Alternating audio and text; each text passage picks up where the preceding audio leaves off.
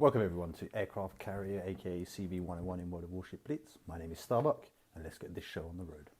This guide is on the Tier 8 CV USS Lexington.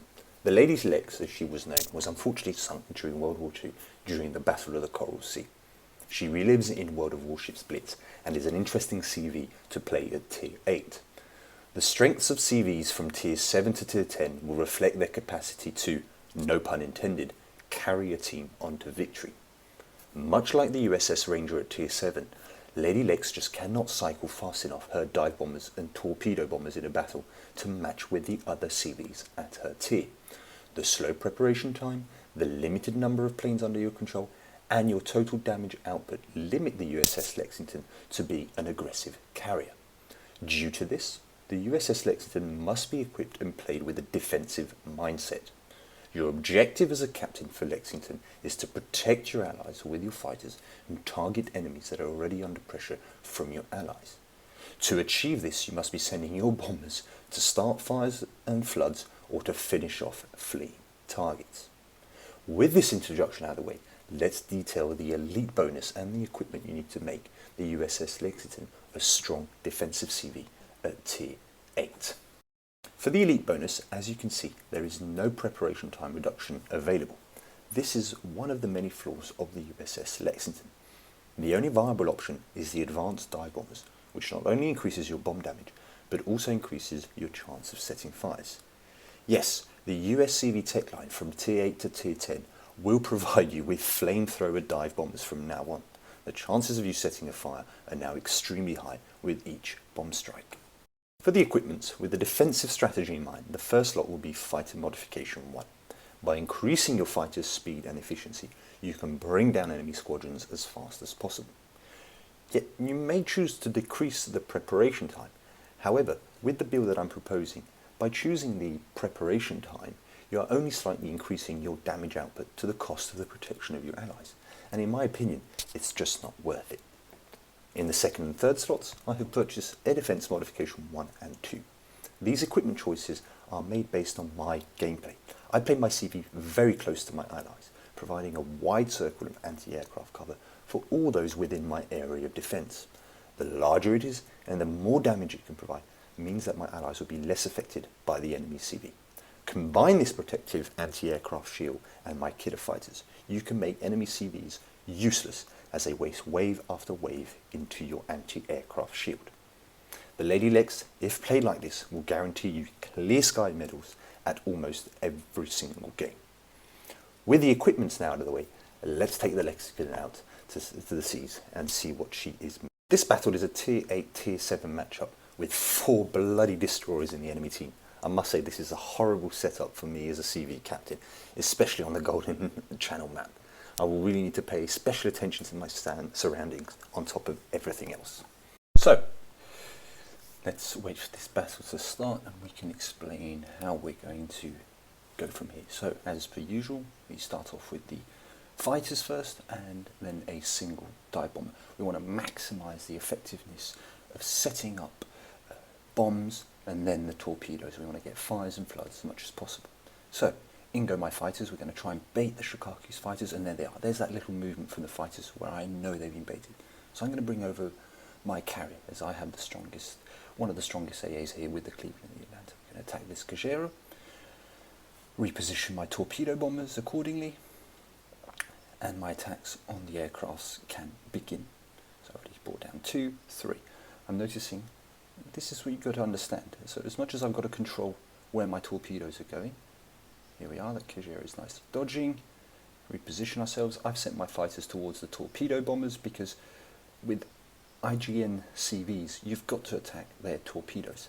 Their dive bombers are very, in comparison to American ones, ineffective. So you've got to go for what they're going to produce a lot of damage with, and it's those torpedoes bombers. So by constantly tapping behind, I'm giving that damage bonus towards my fighters. And look at that, 2, 3, and all of them being brought down. With the rest of my AA team as well, here we go, shooting them down as fast as possible. Now I'm sending out my fighters and my bombers again, and here we are. The Gadger's just used its repair kit. I know it's time for me to send my bombers in that direction to try and sink him. Unfortunately, he sank before I can then press the return button on them. Oh well, doesn't matter. where the effectiveness was used. So I'm sending out my fighters once again, trying to bait those fighters from the Shikaku. It seems to have worked as they're following me, which gives me then a free roaming with my torpedo bombers. Let's attack that Benson. It is the biggest threat. All my team is focusing him. Fires are on.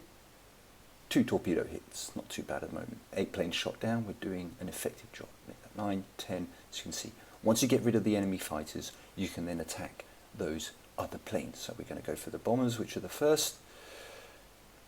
And as they chase the bombers, I'm going to naturally get closer towards the torpedo bombers. Now, unfortunately, I'm losing fighters here, okay, by chasing this. I'm trying to turn back, trying to get that torpedo bomber. Unfortunately, a bit of pathway issue. I'm down to now 1 fighter. And at 1 fighter, unfortunately, it's not going to be as effective.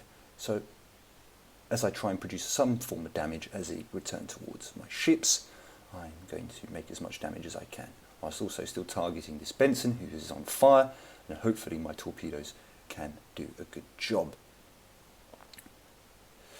It seems that all the current planes are down, so I'm going to send my fighters back to regroup, rearm, and regain that HP. That way they can be more effective when fighting the enemies.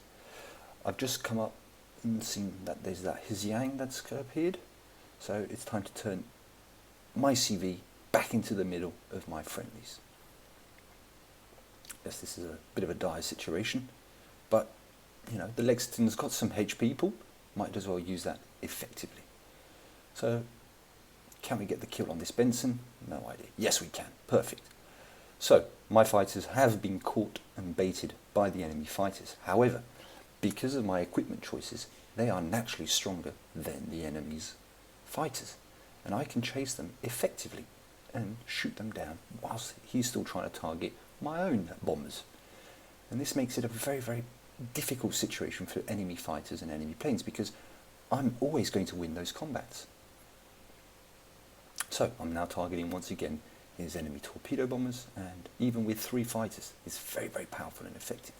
So it's time now we focus fire on that Brooklyn. It's the last one on the capture point.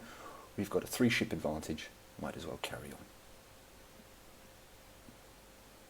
Now, there are torpedoes coming from the right-hand side, which means there is the last enemy destroyer that's trying to flank us here. So I really need to pay attention. Keeping that pressure on that Brooklyn. 2 fires are now established. He's used his repair kit. The rest of my team can try and wither him down now with their effective shots. I'm going in with my fighters, try to bait his fighters. Has it worked? Not yet. So I'm going back in. There we are. There's the bait. He's latched on once again. So as I'm reversing, I still remember that there's that destroyer that's hanging around somewhere over there. So I need to keep on positioning myself in a better position to dodge those torps. So I'm going to start moving forward, back into the capture point, where there's less now of a threat, especially with that Brooklyn that's about to die to my torpedoes. Boom, there you go. My major threat to anti-aircraft has been dealt with. Now it's time to focus fire on the shores. And lo and behold, there are those torpedoes. And look at that. I put myself in an ideal position to dodge them. I'm only going to take maybe a couple, no more. So very little damage taken to me. And once again, my AA is effectively shooting down all the aircrafts that are trying to focus fire, the weaker ones. I'm using the big HP pool that I have and my anti-aircraft circle, if you want. So even though the Atlanta's fallen, look at that, we're now already at 28 planes that are being shot down. My fighters, unfortunately, I wasn't able to control my fighters, but they've entered into a dogfight with the enemy fighters. But because of that equipment buff, as I was mentioning, I'm going to win that engagement without losing any fighters. So the enemy Cajero brought down our AFK DD, and we can now focus on the enemy. So there's most of those planes seem to be brought down. The enemy Shikaku is sending a wave of bombers, but it looks like there's only 1 plane left. So I can really focus on avoiding this Cajero now. So here I go. So two bombers left, which means he's in a very, very dire situation, this enemy CV. And there we are. The Cajero is down. 4-ship advantage. We're nice and comfortable. I can now go hunting for the enemy CV with 28 seconds left. it's a guaranteed win from this situation.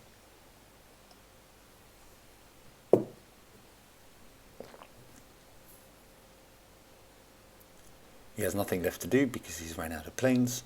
My entire team have shot down everything and have rendered that Shokaku more or less useless.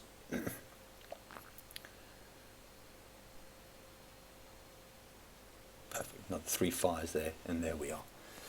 A nice MVP title card for Starbuck, and it was a great fight indeed. Looking at this result screen, we can have a little look at how the Lexington did versus the enemy Shokaku. As you can see, the Shokaku was only able to produce 25,000 in damage in this battle, and no kills at all, as my defensive strategy really paid off in this battle. By combining all of the anti-aircraft in my team with the Cleveland and the Atlanta, the poor Shokaku had no more planes by the midpoint of this battle. In this second result screen, we can see that my bombs and torpedoes have done very similar damage.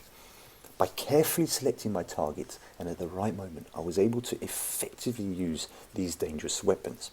Look at this, 8 fires were started.